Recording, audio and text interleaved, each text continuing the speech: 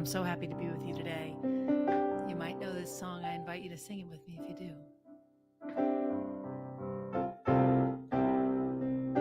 Swing wide the doors, the time is right. Swing wide the doors to let in the light. Bring in the dawn of humankind. Swing wide the doors of this heart of mine. Sing that with me. Swing wide the doors. Swing wide the doors, the time is right. Swing wide the doors to let in the light. Bring in the dawn of humankind. Swing wide the doors of this heart of mine.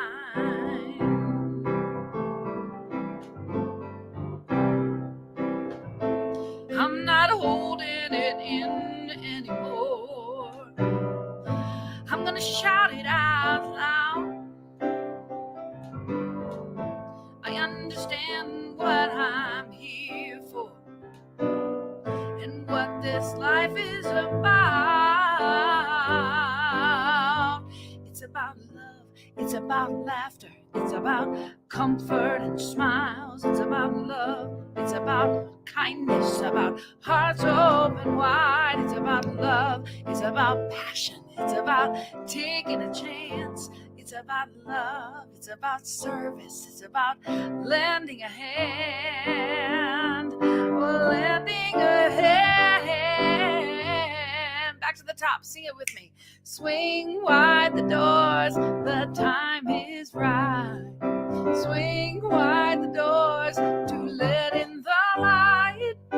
Bring in the dawn for humankind. Swing wide the doors of this heart of mine. One more time. Swing wide the doors, the time is right. Swing wide the doors to let in the light. Bring in the dawn for humankind. Swing wide the doors of this heart of mine.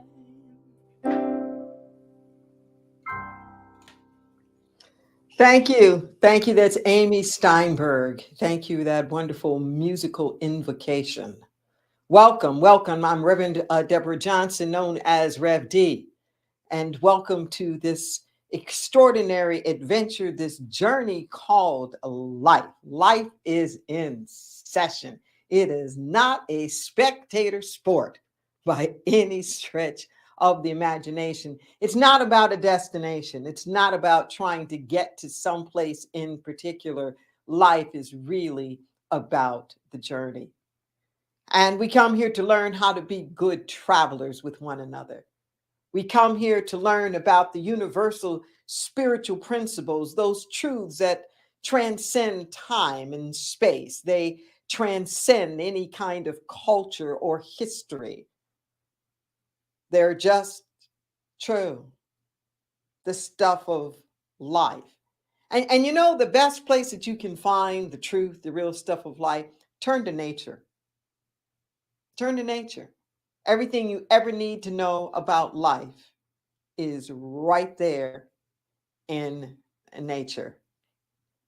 We have a vision. We have a vision of an empowered world where we are living to the greatest and highest of our human potential so that we can be a blessing to one another.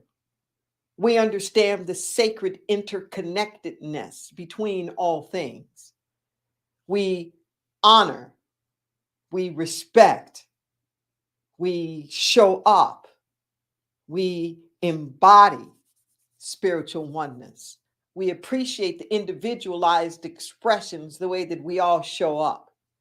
And we honor all of the paths and truths that lead to sustainability, that lead to justice, that lead to regeneration.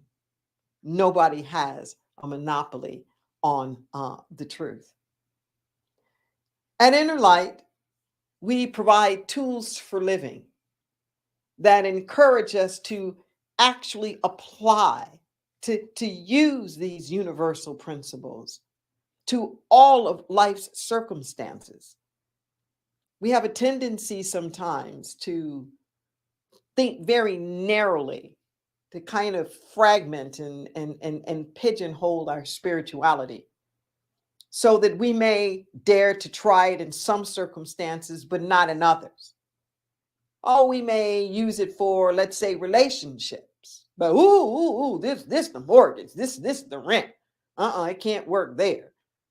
Or we might use it for health concerns, having people pray over us for certain circumstances or conditions. But this is politics. It's not going to work over there. Mm-mm.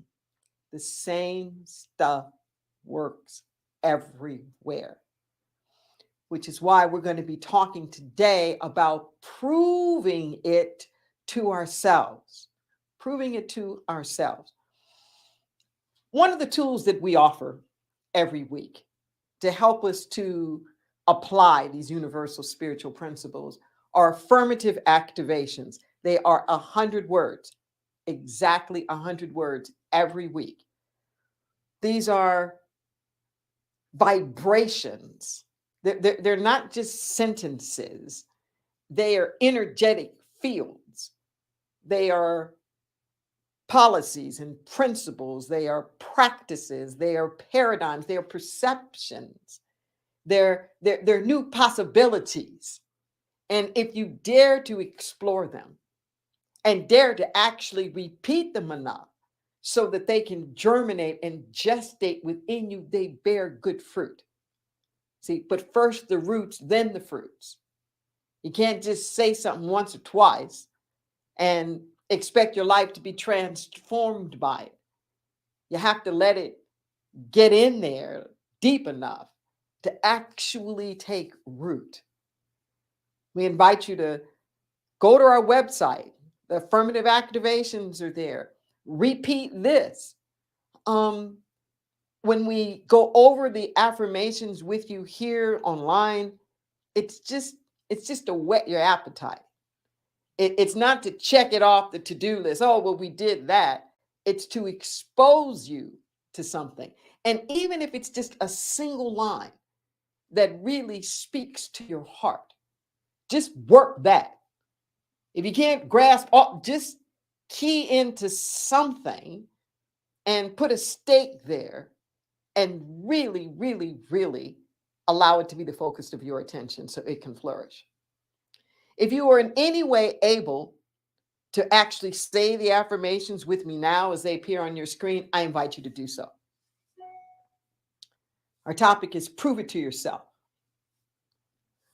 I have the courage to prove divine principles to myself, no longer relying on others' interpretations. I get my own insights. I am fresh and unique, never an emulation of anything. Yielding to the intelligence of right action, I experience infinite wisdom. I embrace the powerful precision of divine unfoldment. I trade analysis for appreciation, grasping for gratitude. Content to be in the flow, I marvel at life's grace and ease. Even in the midst of life's tests, I never lose sight of my testimony in the making. The peace of God is upon me because my trust is forever increasing. Just breathe that in. Breathe that in, and I'm going to invite Amy Steinberg to come back and give us a musical offering just to set our consciousness for the message.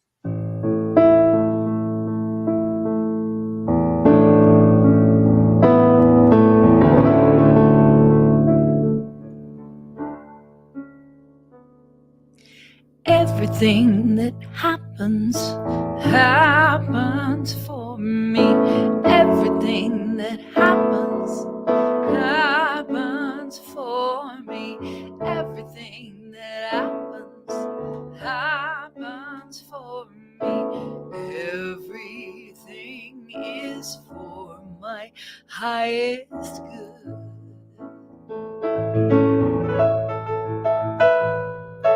Everything that happens for me.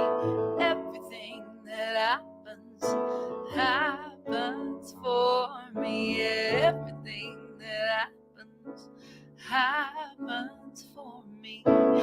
Everything is for my highest good.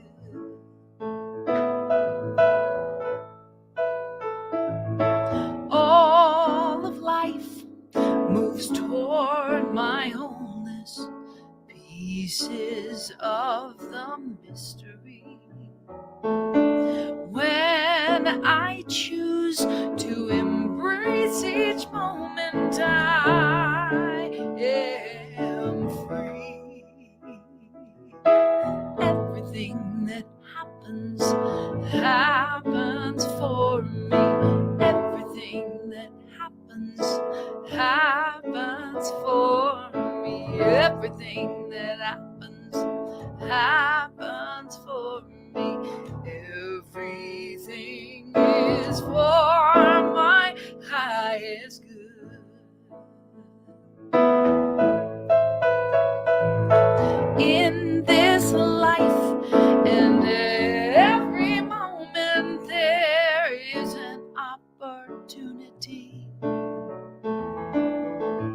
to create the highest vision that I can be. Everything that happens for me. Everything that happens for me. Everything that happens for me. Everything is for my highest good. I invite you to sing that last thing with me one more time. Everything that happens.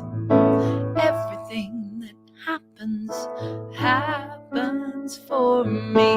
Everything that happens for me. Everything that happens for me. Everything is for my highest good.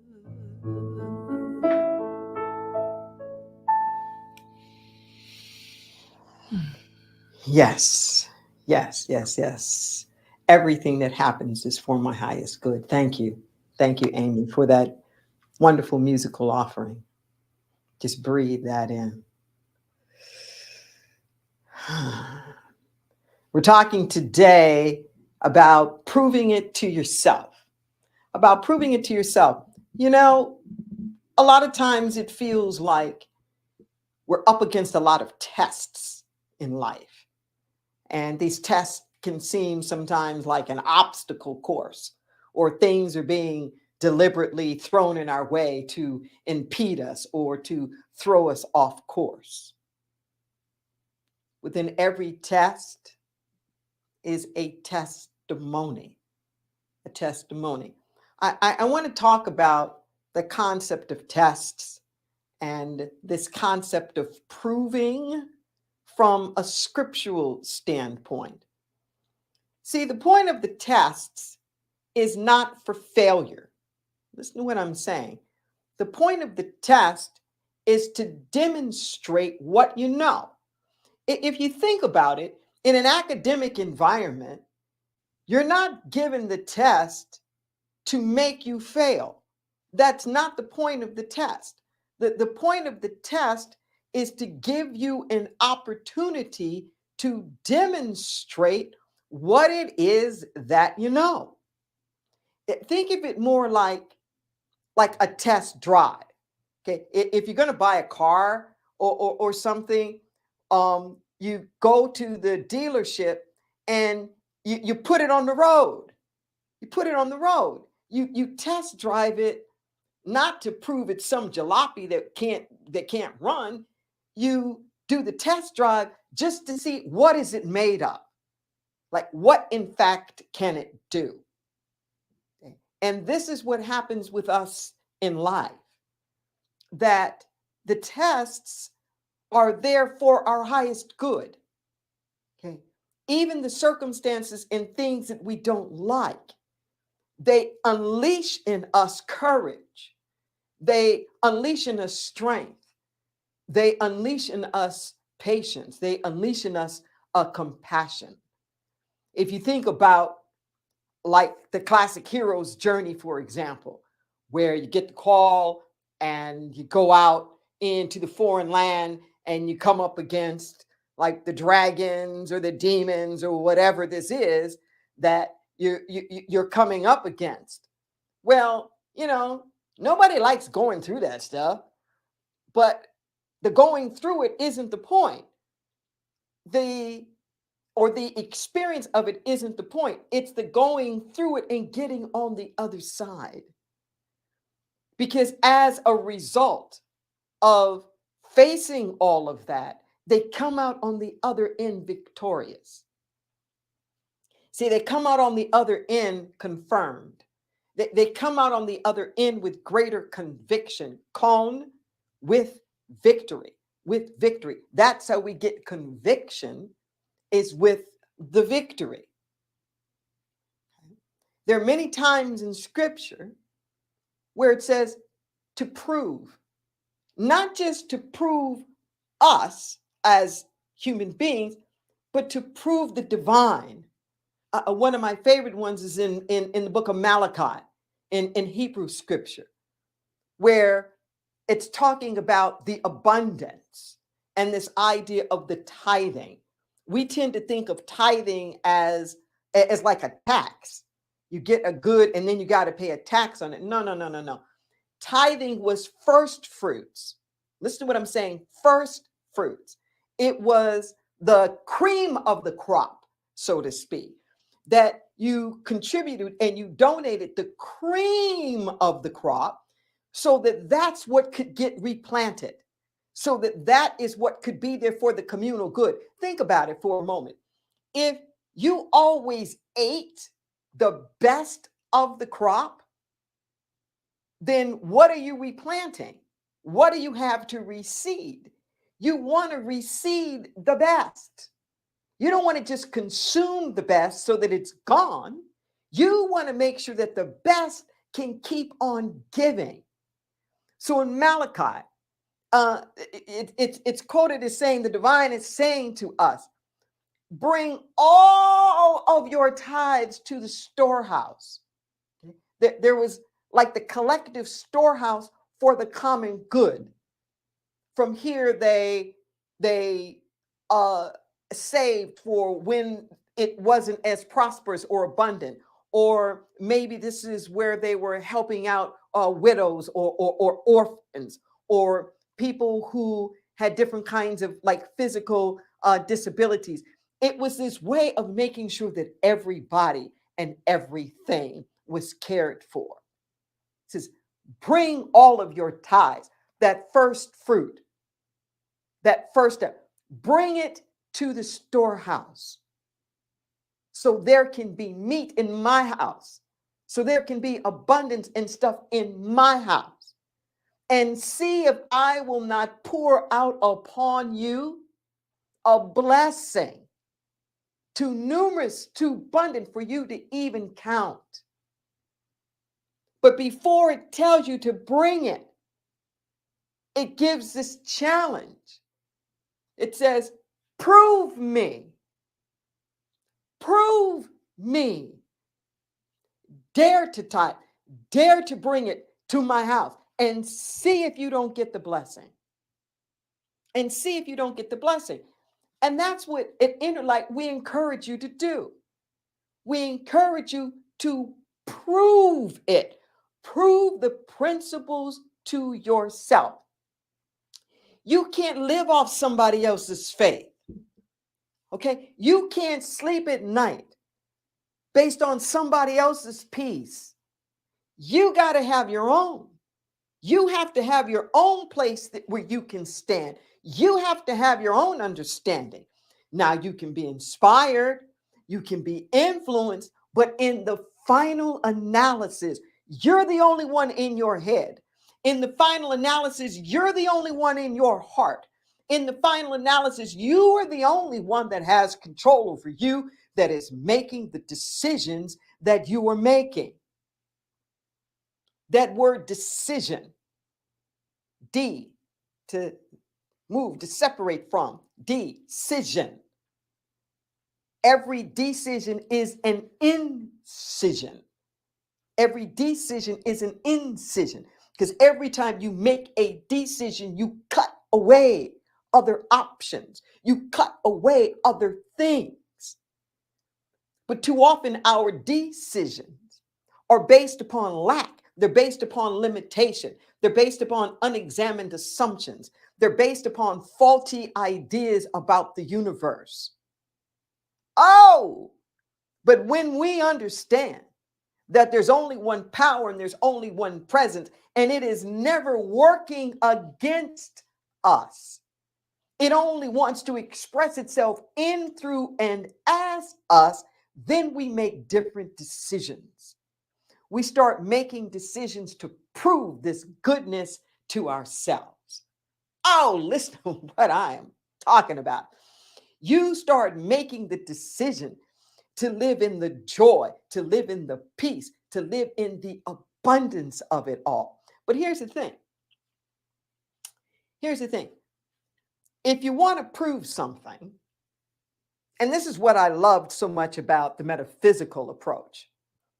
I had been raised very, very fundamentalist, evangelical, charismatic, Pentecostal, okay, where there was so much on believe, believe, and trying to get other people to believe what we're telling them is the truth, okay?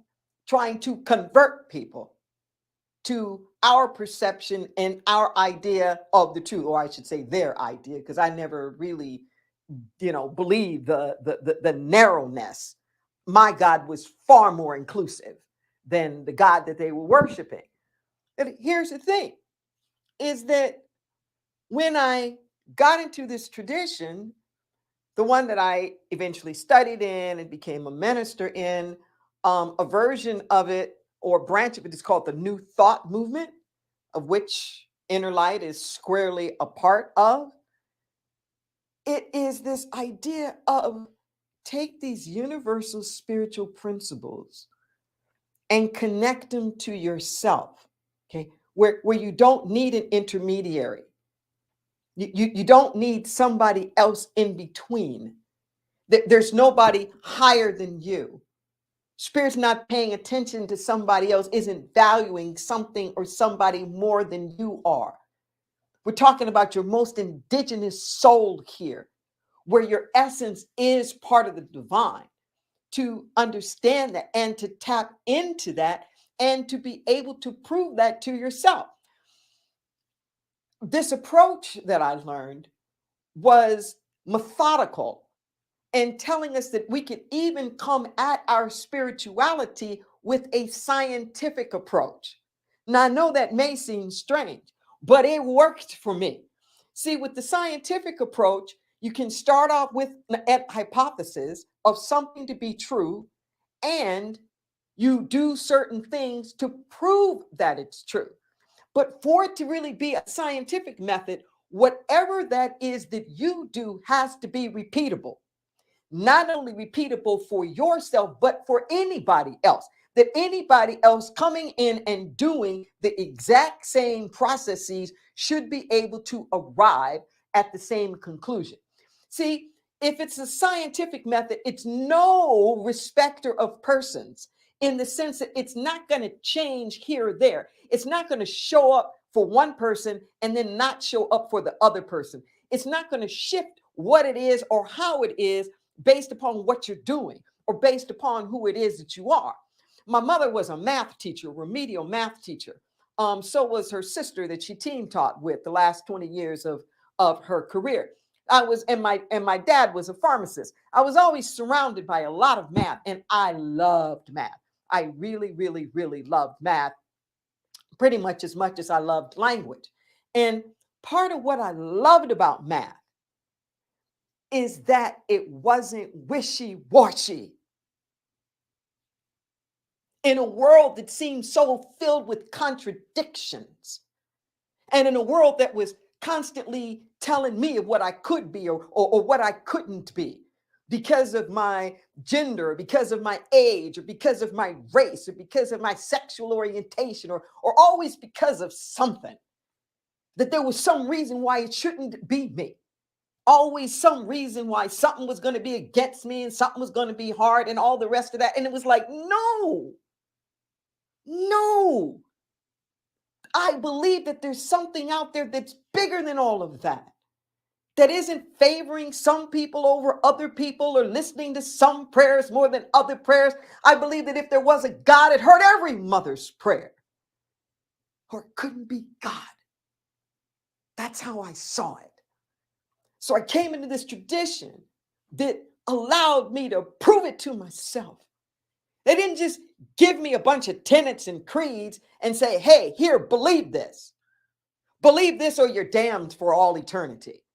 No, said just the opposite, that there's goodness that's available for you. There's joy and peace and happiness and power. There's creativity and compassion. There's forgiveness. There's balance. There's order. There's right action. There's collaborations and opportunities. There's reconciliation. There's all these things that are waiting for you. Your dreams are waiting for you to come true. You don't have to stand on the sidelines and wonder, is it ever going to be your turn? It's always your turn. We just have to show up. We got to decolonize our minds. See, your most indigenous soul is connected and knows that it's connected. But we allow the voices of hierarchy, we allow the voices of oppression, we allow the voices of colonization and all of these things that want to tell us that we're not enough and that we need to depend on some higher structure to support us or to take care of us. We're convinced that life is trickled down.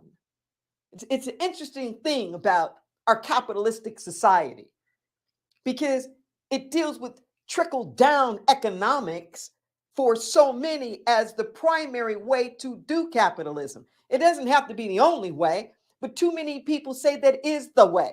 And what happens with trickle down economics is our capitalistic system is based upon these tenets. Economics is a social science. Okay, it's a social science. It is the science of the study of behavior of what people do with their resources. So I wound up with degrees in political science, which is the social science of how people organize and what they do with their power, as well as degree in economics, which is the science of the social science of what people do with their resources, and a master's degree in business, which takes all of that to the next level of then how do we incorporate all of that and organize ourselves to get things done, like out there in the world. And our economic capitalistic system is based upon these ideas about human nature. Okay, this idea that in our minds, more is always better than less. More is always better than less. That resources are scarce. More is always better than less. That each and every person is always going to operate in their own self-interest. It's based upon that view, that worldview. But that's an unexamined assumption. And what if we challenge that? What if we challenge that?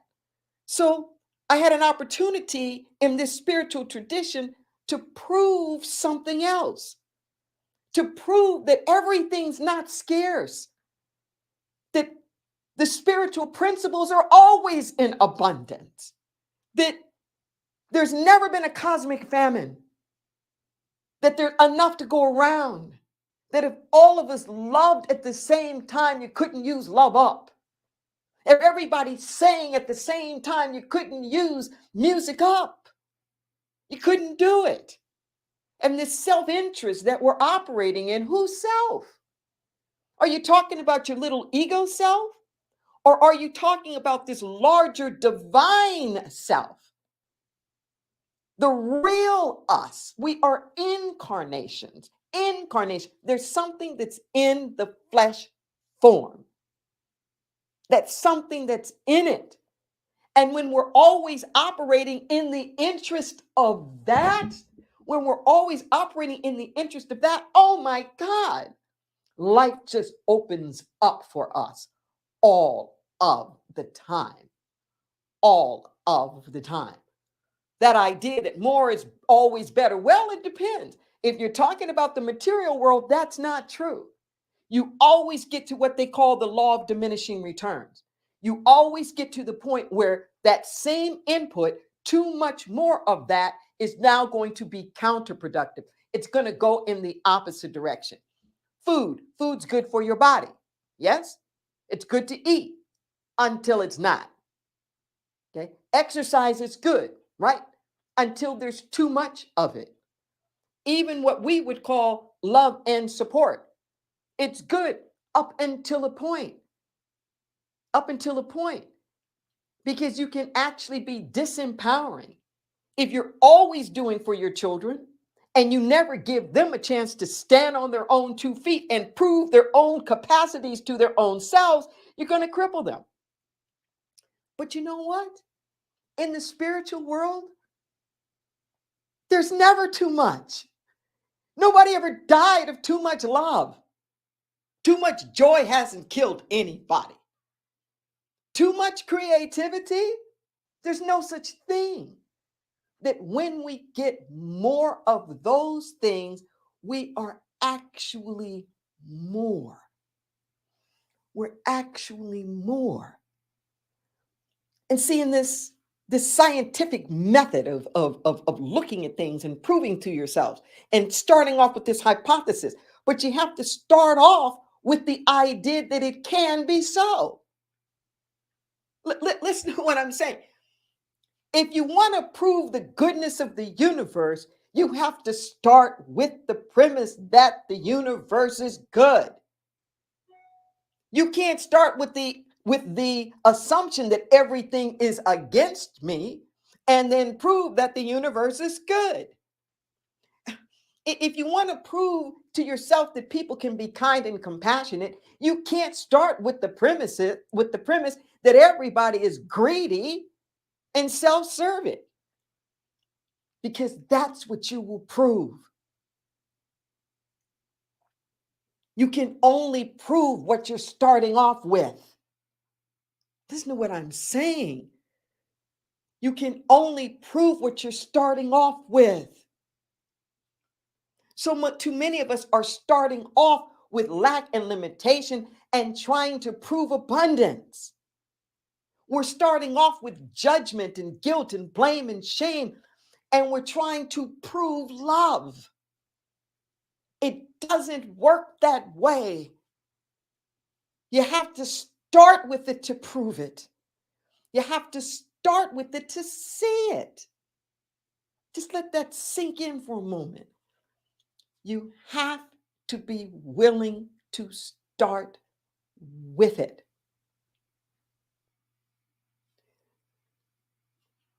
Every question is a quest. Every question is a quest. We're always looking for something. And the way my spirit downloads put it, it says your search says more about you than anything. Your search says more about you than anything.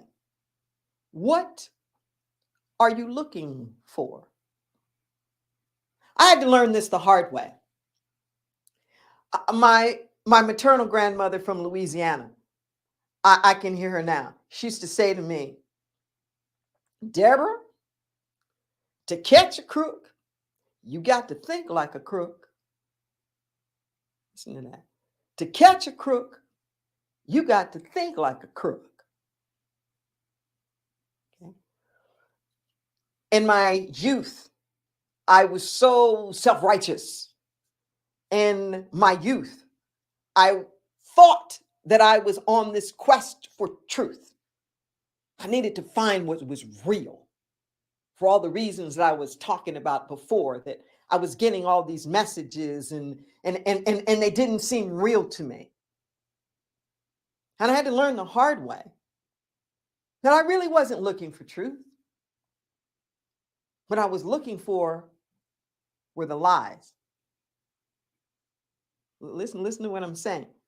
I said I was looking for truth, but what I was looking for was contradiction, inconsistency.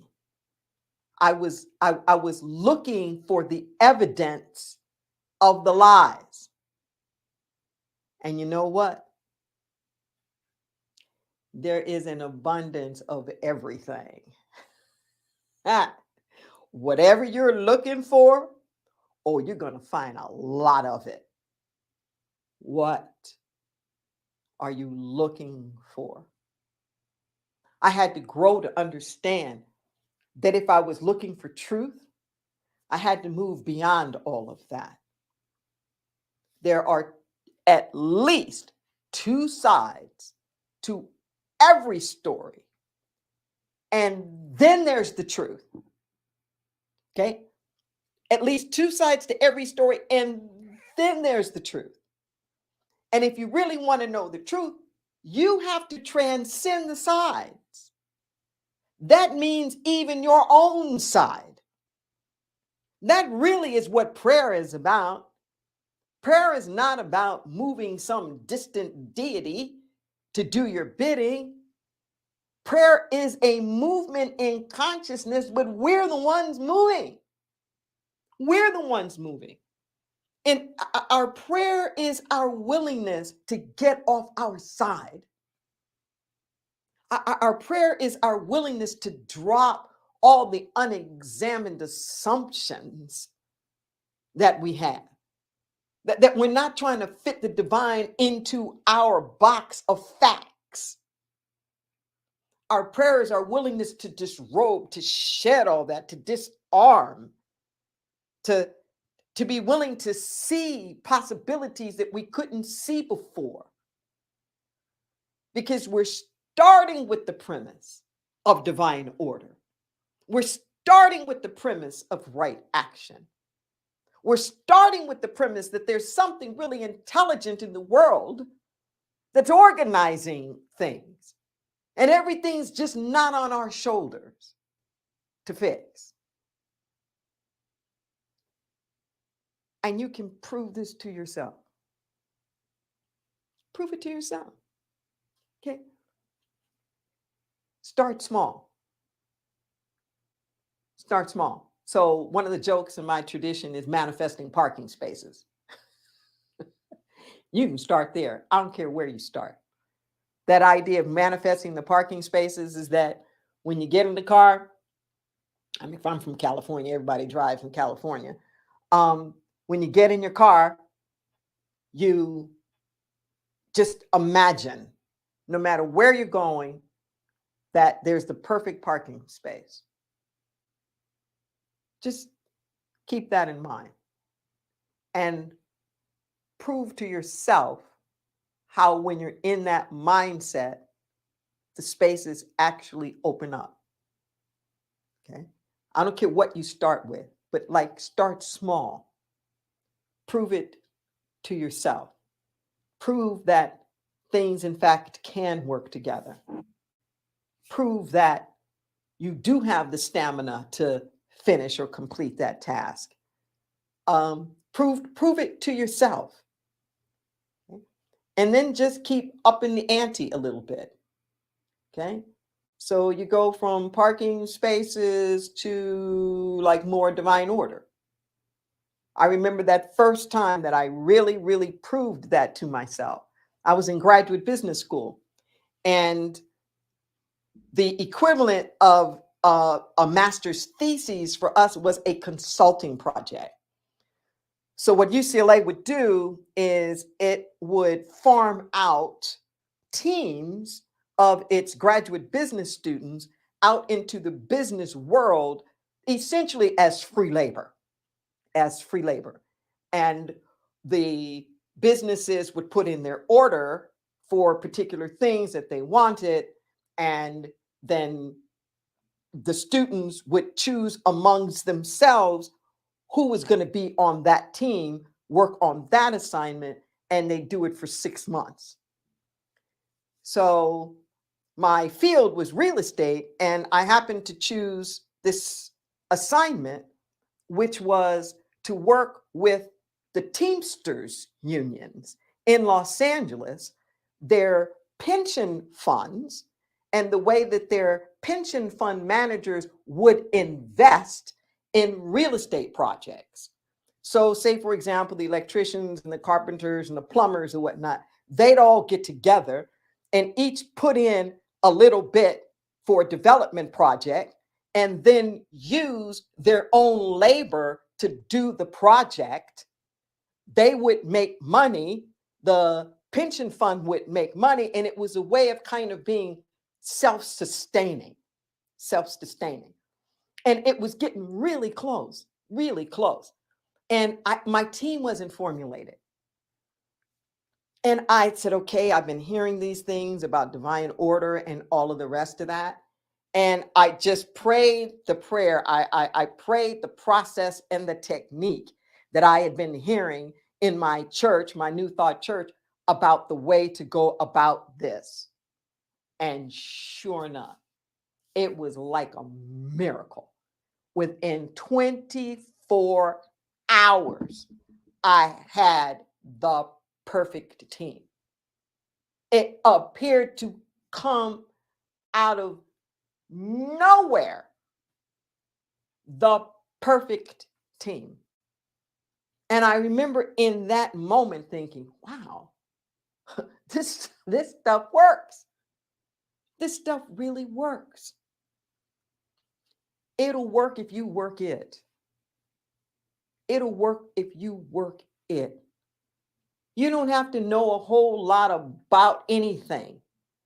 I'm talking about possibility consciousness. That's all. Just the willingness to affirm and see something in your mind as done and complete. Without thinking you got to make it happen, without your understanding how it's going to happen, or when or where, but just that it is possible. That it is possible. And don't stay too stuck or attached to the way you think it needs to look like. Okay? If you're willing to just try this out, to just practice this, I'm promising you will have a revolution in your life.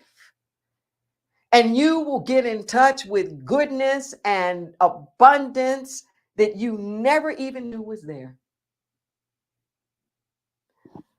I can tell you all about it, but you can't experience unless you do it.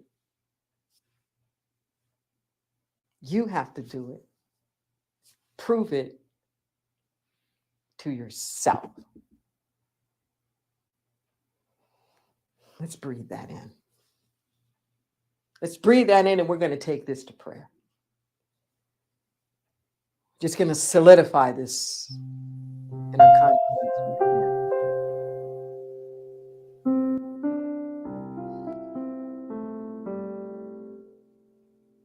We move from that place of willfulness into pure willing. We are open, we are receptive, we are yielded. We are in alignment with the divine. Nothing out there to hurt or to harm us. We open up wide and we say yes. Yes. Yes to wholeness, yes to joy. Yes to power, yes to peace. Yes to prosperity and abundance. Yes to right action and divine order. Yes to health and prosperity. Yes to compassion and forgiveness.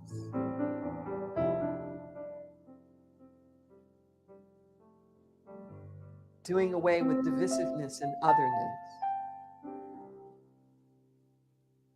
Doing away with small thinking. No longer colluding with our own marginalization.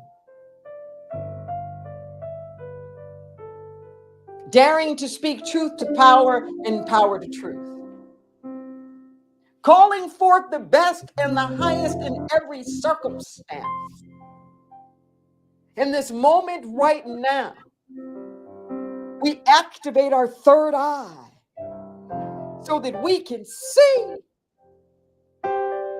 Every tradition tells us, do not judge by the appearances. We look through the appearances. We look beyond the appearances. And we call it forth. We call forth the health that's in that body that appears to be sick. That's where the health is. Can't be bought, can't be borrowed. It's right there. We call it forth. We call forth the clarity in the midst of that confusion. It's right there. We call it forth. We call forth the love and the compassion that's in the middle of that seeming estrangement. We call it forth. Like the peace that's in the eye of the storm.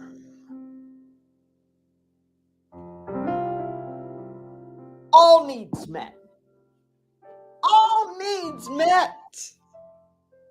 Thank you, God, for manna from heaven. Every day, our daily bread. Not just a ration, but sufficient for our needs from day to day. Thank you for that. Divine right everything.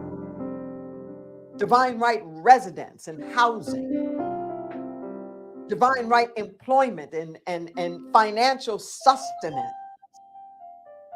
Divine right companionships and opportunities. Every muscle and cell and fiber and organ and tissue in our body vibrant and alive. And for that which is complete, for that which no longer serves, we pry our little fingers off and we let it go. Matter is neither created nor destroyed. It only changes form. We allow it to morph. We allow it to become what it needs to be. The universe, like the big compost pile, it just absorbs everything.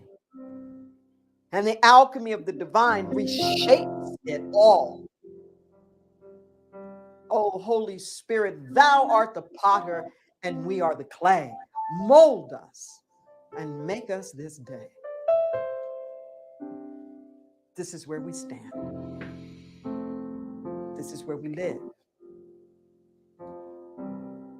We get out of the way of the divine circuits. Like Emerson said, we get our bloated no thingness out of the way of the divine circuits.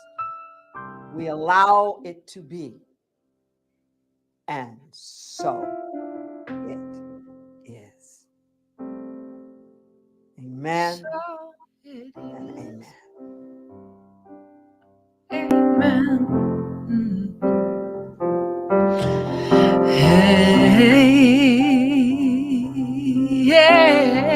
Amen. As usual, I've been inspired to write a little tune based on that talk. What an amazing talk. Proving it to ourselves. hypothesis must be that the universe is good. 'Cause what you start with is what you will prove. Yeah. It's always your turn. Your dreams are waiting for you to come true. It's always your turn. The truth is waiting for you to prove. Yeah, it's always your turn. Yeah. Your dreams are waiting for you to come true. It's always your turn. The truth is waiting for you to prove. Oh, when we are tested, it is a gift to demonstrate who we are. We get to test drive our faith, just like you would test drive a car. Oh, within every test is a testimony demonstrating this divinity, and with every decision an incision is made to cut away the stuff that is in the way. It's always your turn. Yeah. Your dreams are waiting for you to come true. It's always your turn. Yeah. The truth is always waiting for you to prove. You are not tested to fail, no. You are tested to confirm. Conviction is victory, and we are blessed to learn and learn and grow and learn. It's always your turn. You can't live off someone else's faith. You can't live off someone else's peace. You're the only way who can make the way. You're the only one who can make the way. With the decisions to see this spiritual path, it's a science, you see. It's unchanging, it's repeatable, it's true for you and it's true for me, and we can prove that goodness right here and right. You know how there's joyous creativity, we just have to believe it right now. It's always your turn. Your dreams are waiting for you to come true. It's always your turn. And the truth is waiting for you to prove. Every question is a quest, and your search becomes from your core. It is your core. The question becomes, what are you searching for? Because whatever you are looking for, you will find. Truth is transcendent beyond the sides. Yeah. So the hypothesis must be that the universe is good, because what you start with is what you will prove, and it's always your turn. Your dreams are waiting for you to come true. It's always your turn, and the truth is waiting. The truth is waiting for you to prove. Yeah, it's always your turn. It's always my turn.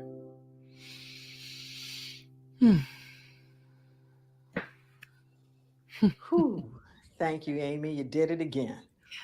I just love that talk so much. Thank you, awesome. thank you, thank you. You know, we are a praying community. We're a praying community. Allow us to help you. Allow us to stand in agreement with you, because where two or more are standing in agreement, something happens in the universe. It's magnified, it's multiplied. You'll see scrolling across your screen right now, there are ways to reach our prayer ministry. You can give us a call at 831-465-9090 at extension 254. You can also send us an email, the number 4, the letter prayer, at innerlightministries.com. And one of our licensed practitioners will get back to you. These are people who have been studying to hold the high watch. They will not give you anything that's canned or that's preconceived. They will attune everything, tailor it specifically for you. All confidential, no charge. Of course, donations are gladly appreciated, but please allow us to be in community with you. Yes. And speaking of being in community with you, if you happen to be watching this when we are originally live streaming it on October the 1st, 2023 in the morning, this afternoon from 3 to 5 p.m., we have our monthly first Sunday gathering at the Resource Center for Nonviolence in Santa Cruz, California on Ocean Street near Soquel Avenue. Our musical inspiration this afternoon is Beth Free Woman, along with the Inner Light Band. Russell Kreitman, our piano keyboard player, is out of town. Michael Levy is going to be with us today. You know, Michael was with us for many, many years, and we'll be so glad to be able to play with him. Again, please come on down. We have music and dancing. There's refreshments afterwards, lots of good fellowship. We're going to be talking about a deeper love. A deeper love. So if you're anywhere around, please come on down and join us. And be sure to check out our calendar for the different events that are happening, some online, some virtual, some combination, you know, of the two. We love being with you in a spiritual community. Speaking of loving being in spiritual community, and as I was just talking about, proving the divine and the abundance that comes to us through our own giving. You have an opportunity to prove that to yourself. You'll see on the screen that there are ways to make a contribution. Divine loves a cheerful giver because we receive with the same measurement in which we give. And as you see on your screen, there are different ways that you can, in fact, make a contribution. We are an independent spiritual community. We're not even membership. So that everything that we get is coming in from people like you who are participating with us. You see, there's a QR code that you can use on your mobile device. It'll take you to it will take you to a portal where you can use PayPal. If you like PayPal, you can use any credit or debit card. There's also an option to do a recurring donation, and I want to encourage you to take advantage of that. You'll see that there are donation buttons if you are online. If you prefer something like Cash App, our address is $ Inner Light Ministries. There's also a telephone number there where you can do a text to give. But regardless of the methodology that you use, know that every nickel, dollar, and dime is going towards blessing. It's going towards ministry. It's going towards supporting the programs. And I invite you in this moment right now to just take a moment to bless our gifts. And if you can, repeat after me. My every act produces abundance. I dare to give freely to the truth that sets us free. I release this gift, knowing it returns to me 1,000-fold. 1,000-fold. And these contribution options will also show up at the end of our program and session today if you didn't have a chance to catch all of that right now. Our motto at Inner Light is always take this consciousness and multiply it. I invite you to do that. Share this message, like it, pass it on, subscribe to our YouTube channel, and I invite Amy Steinberg to take us home. Thank you so much, Rev. What an awesome day. Awesome message for me. The light of love shines through me. The light of love shines. The light of love shines through me. I am divine.